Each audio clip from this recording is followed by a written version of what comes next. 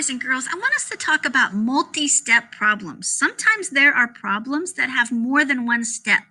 So you might have to add and then add again, or you might have to add and then subtract, or you might subtract and then add.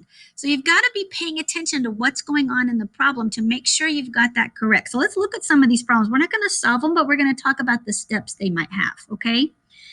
There are 3 groups of students. There are 5 students in the first 2 groups. There are 17 students in all. How many students are in the third group? So this question is asking me about the third group. Now, it says there's 3 groups of students, but do I need to know that number? Well, I don't need that number to add or subtract. I just need to know there's 3 groups. So I'm not going to use that because I'm only wondering about how many students, not how many groups. There are 5 students in the first group. So yes, I need that number. There are 17, or let's see, in the first 2 groups. There are 17 students in all. How many are in the third group? All right, so this one's a little tricky. There's 5 students in the first 2 groups. So I know in group 1, there's 5 students, and in group 2, there's 5 students. So I'm going to add first.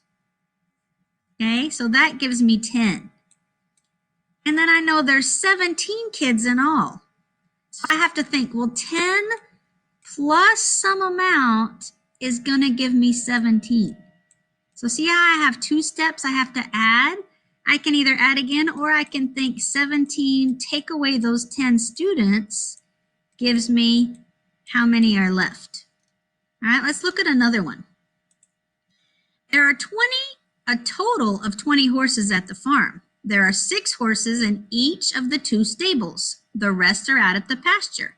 How many horses are not in the stable? So let's look at that problem. How many horses are not in the stables? Well, first, I'm looking for how many horses. So do I need to know there's a total of 20 horses? Yes, I do, because that's about horses. Do I need to know there's 6 horses in each of the 2 stables? Yes, I need to know that too. So I've kind of got a little picture going on in my mind.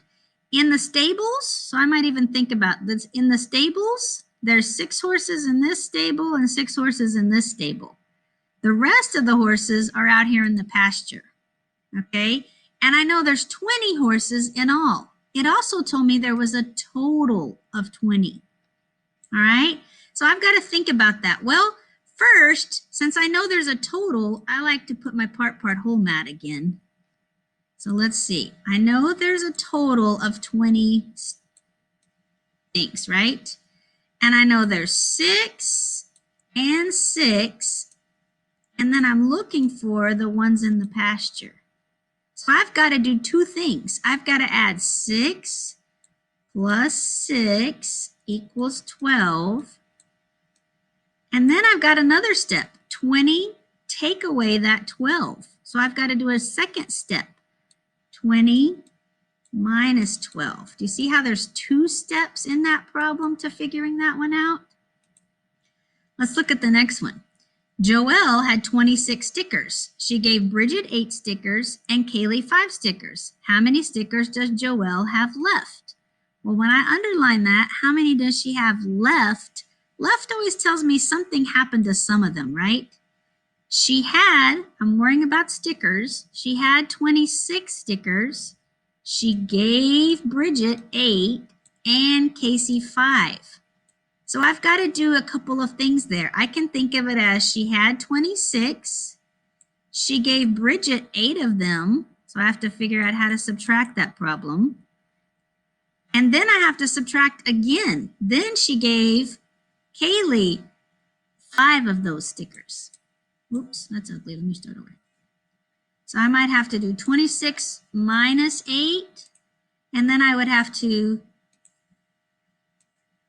subtract again, minus the 5.